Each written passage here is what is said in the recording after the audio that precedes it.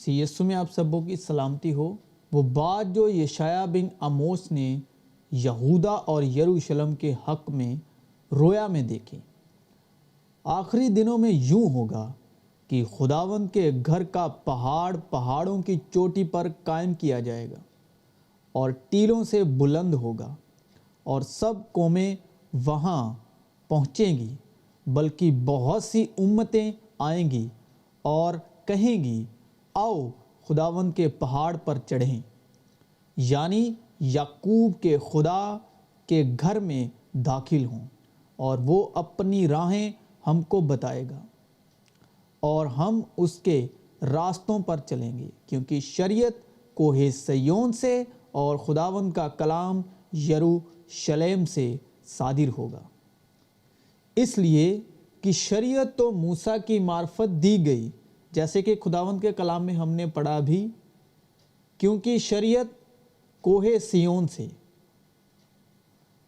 और फजल और सच्चाई यीशु मसीह की मार्फत पहुंची। और हमने पढ़ा कि खुदावंद का कलाम यरूशलेम से सादिर होगा। उसी तरह मगर फजल और सच्चाई यीशु मसीह की मार्फत पहुंची।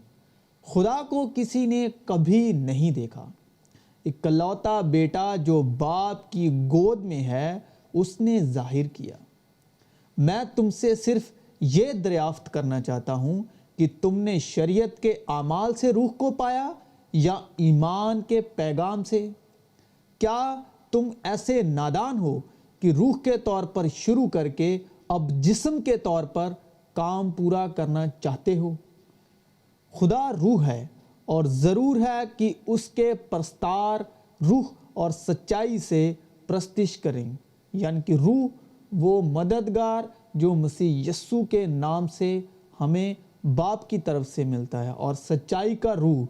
और सच्चाई की रूह जिसे यस्सु बाप से हमारे लिए दरख्वास्त करके मांगते हैं। इसीलिए लिखा है, खुदा रूह है और ज़रूर है कि उसके प्रस्तार रूह और सच्चाई से प्रस्तिश करें। क्या तुमने इतनी तकलीफ़ें बेफ़ायदा उठाई? मगर शायद बेफ़ायदा नहीं, बस जो तुम्हें रूह बख्शता और तुम में मौज़े ज़ाहिर करता है, क्या वो शरीयत के अमाल से ऐसा करता है या ईमान के पैगाम से?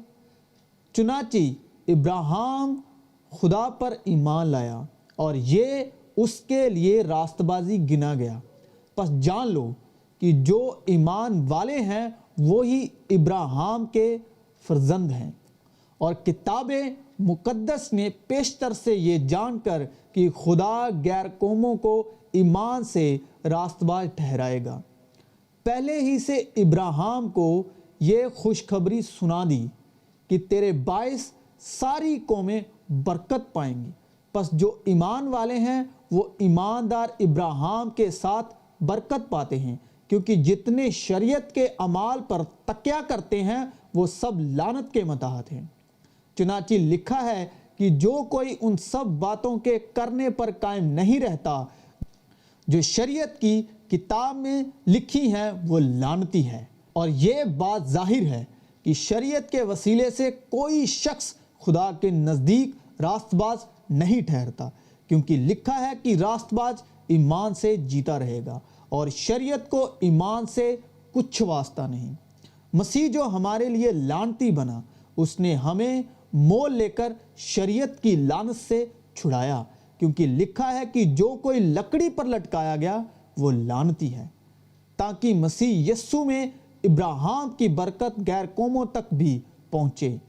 और हम ईमान के वसीले से उस रूह को हासिल करें जिसका वादा हुआ है। ऐ भाइयों, मैं इंसान के तौर पर कहता हूँ, ऐ भाइयों, मैं इंसान के तौर पर कहता हूँ कि अगरचे आदमी ही का अहद हो, जब उसकी तस्दीक हो गई तो कोई उसको बातिल नहीं करता। आदमी का अहद यानी मूसा का अहद, मूसा के वो 10 हुक्म।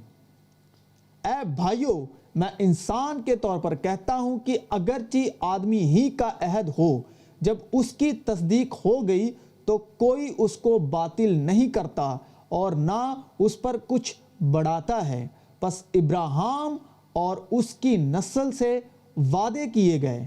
وہ یہ نہیں کہتا کہ نسلوں سے، جیسا بہتوں کے واسطے کہا جاتا ہے، بلکہ جیسا ایک کے واسطے کہ تیری نسل کو، اور وہ مسیح ہے۔ میرا یہ مطلب ہے کہ جس عہد کی خدا نے پہلے سے تصدیق کی تھی، اس کو شریعت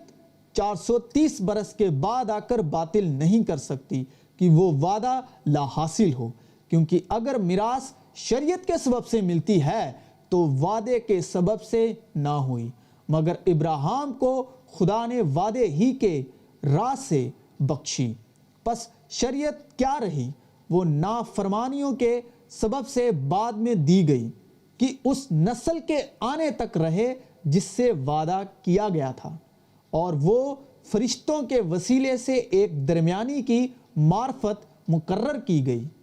اب درمیانی ایک کا نہیں ہوتا، مگر خدا ایک ہی ہے۔ پس کیا شریعت خدا کے وعدوں کے خلاف ہے؟ ہرگز نہیں،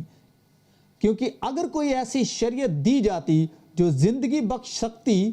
تو البتہ راست بازی شریعت کے سبب سے ہوتی، مگر کتاب مقدس نے سب کو گناہ کا متحد کر دیا،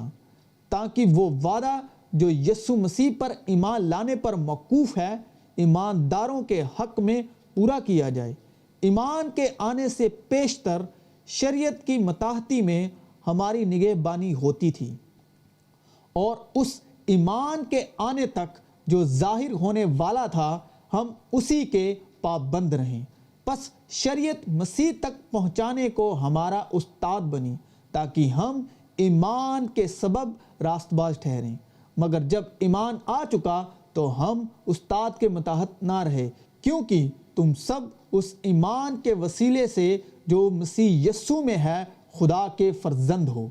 اور تم سب جتنوں نے مسیح میں شامل ہونے کا بپتسمہ لیا مسیح کو پہن لیا۔ نہ کوئی یہودی رہا، نہ کوئی یونانی، نہ کوئی غلام نہ آزاد، نہ کوئی مرد نہ عورت، کیونکہ تم سب مسیح یسوع میں ایک ہو۔ اور اگر تم مسیح کے ہو تو ابراہیم کی نسل اور وعدے کے مطابق وارث ہو۔ مجھ سے کہو تو تم جو شریعت کے متحد ہونا چاہتے ہو، کیا شریعت کی بات کو نہیں سنتے؟ یہ لکھا ہے کہ ابراہیم کے 2 بیٹے تھے، ایک لونڈی سے، دوسرا آزاد سے، مگر لونڈی کا لڑکا جسمانی طور پر اور آزاد کا لڑکا وعدے کے سبب سے پیدا ہوا۔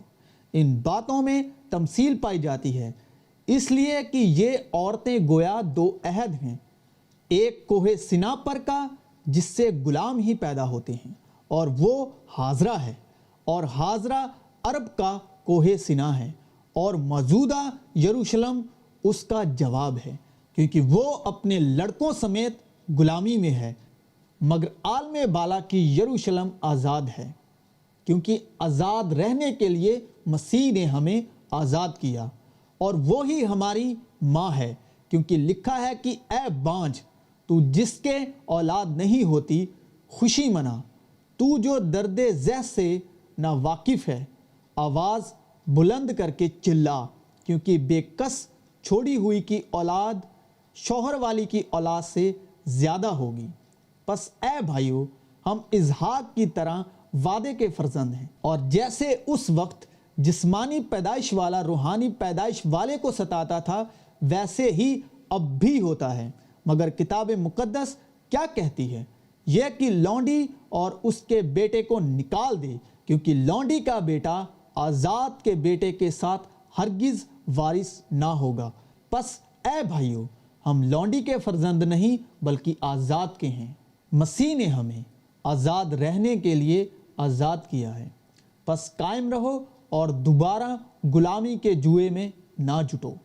تم جو شریعت کے وسیلے سے راست باز ٹھہرنا چاہتے ہو، مسیح سے الگ ہو گئے اور فضل سے محروم، کیونکہ ہم روح کے باعث ایمان سے راست بازی کی امید بر آنے کے منتظر ہیں، اور مسیح یسوع میں نہ تو ختنہ کچھ کام کا ہے، نہ نامختونی، مگر ایمان جو محبت کی راہ سے اثر کرتا ہے۔ مجھے خداوند میں تم پر یہ بھروسہ ہے کہ تم اور طرح کا خیال نہ کرو گے، لیکن جو تمہیں گھبرا دیتا ہے وہ کوئی کیوں نہ ہو سزا پائے گا۔ اور اے بھائیو، میں اگر اب تک ختنے کی منادی کرتا ہوں تو اب تک ستایا کیوں جاتا ہوں؟ اے بھائیو، تم آزادی کے لیے بلائے تو گئے ہو، مگر ایسا نہ ہو کہ وہ آزادی جسمانی باتوں کا موقع بنے، بلکہ محبت کی راہ سے ایک دوسرے کی خدمت کرو، کیونکہ ساری شریعت پر ایک ہی بات سے پورا عمل ہو جاتا ہے، یعنی اس سے کہ تو اپنے پڑوسی سے اپنی مانند محبت رکھ۔ مگر میں یہ کہتا ہوں کہ روح کے موافق چلو تو جسم کی خواہش کو ہرگز پورا نہ کرو گے، کیونکہ جسم روح کے خلاف خواہش کرتا ہے اور روح جسم کے خلاف، اور یہ ایک دوسرے کے مخالف ہیں، تاکہ جو تم چاہتے ہو وہ نہ کرو۔ اور اگر تم روح کی ہدایت سے چلتے ہو تو شریعت کے متحد نہیں رہے، مگر روح کا پھل محبت، خوشی، اطمینان، تحمل، مہربانی، نیکی، ایمانداری، حلم، پرہیزگاری ہے۔ ایسے کاموں کی کوئی شریعت مخالف نہیں۔ ظاہر ہے کہ تم مسیح کا وہ خط ہو جو ہم نے خادموں کے طور پر لکھا، سیاہی سے نہیں بلکہ زندہ خدا کی روح سے، پتھر کی تختیوں پر نہیں بلکہ گوشت کی یعنی دل کی تختیوں پر۔ ہم مسیح کی معرفت خدا پر ایسا ہی بھروسہ رکھتے ہیں۔ اب پتھر جو ہے وہ دماغ کو درساتا ہے، پتھر کی تختیوں پر نہیں۔ پتھر جو ہے ہمارے دماغ کو درساتا ہے، اور روح کا کلام ہے وہ گوشتن دل پر خادموں کے وسیلے ہمارے دلوں پر لکھا جاتا ہے۔ ہم مسیح کی معرفت خدا پر ایسا ہی بھروسہ رکھتے ہیں، یہ نہیں کہ بذات خود ہم اس لائق ہیں کہ اپنی طرف سے کچھ خیال بھی کر سکیں، بلکہ ہماری لیاقت خدا کی طرف سے ہے، جس نے ہم کو نئے عہد کے خادم ہونے کے لائق بھی کیا، لفظوں کے خادم نہیں بلکہ روح کے، کیونکہ لفظ مار ڈالتے ہیں مگر روح زندہ کرتی ہے۔ آج آپ جس جگہ بھی سنگتی کر رہے ہیں، جن کے ساتھ بھی سنگتی کر رہے ہیں، اگر وہ کلام آپ کے دل کو سکون، اطمینان، محبت، شانتی آپ کے دل میں اس کلام کو سن کر نہیں پیدا ہوتی، باوجود اس کے وہ کلام آپ کو پریشان کر رہا ہے، وہ کلام آپ کو دوشی ٹھہرا رہا ہے، وہ کلام سے آپ آزاد محسوس کرنے کے باوجود غلام بن رہے ہیں، آپ اندر سے گھٹ رہے ہیں، تو وہ کلام وہی کلام ہے جو پتھر کی تختیوں پر لکھا گیا تھا، وہ لفظوں کا کلام ہے۔ اگر آپ کے دل میں اطمینان، سکون، محبت کا روح نہیں پیدا ہو رہا، کیونکہ جو روح کا کلام ہے وہ آپ کے دل میں سکونت پیدا کرے گا، وہ آپ کے دل میں محبت، اطمینان، شانتی پیدا کرے گا، جو مسیح یسوع سے آتی ہے۔ مسیح یسوع نے کہا، میں اپنا اطمینان تمہیں دیے جاتا ہوں جس طرح دنیا نہیں دیتی، کیونکہ لفظ مار ڈالتے ہیں مگر روح زندہ کرتی ہے۔ اور جب موت کا وہ عہد جس کے حروف پتھروں پر کھودے گئے تھے ایسا جلال والا ہوا کہ بنی اسرائیل موسیٰ کے چہرے پر اس جلال کے سبب سے جو اس کے چہرے پر تھا غور سے نظر نہ کر سکے، حالانکہ وہ گھٹتا جاتا تھا، تو روح کا عہد تو ضرور ہی جلال والا ہوگا،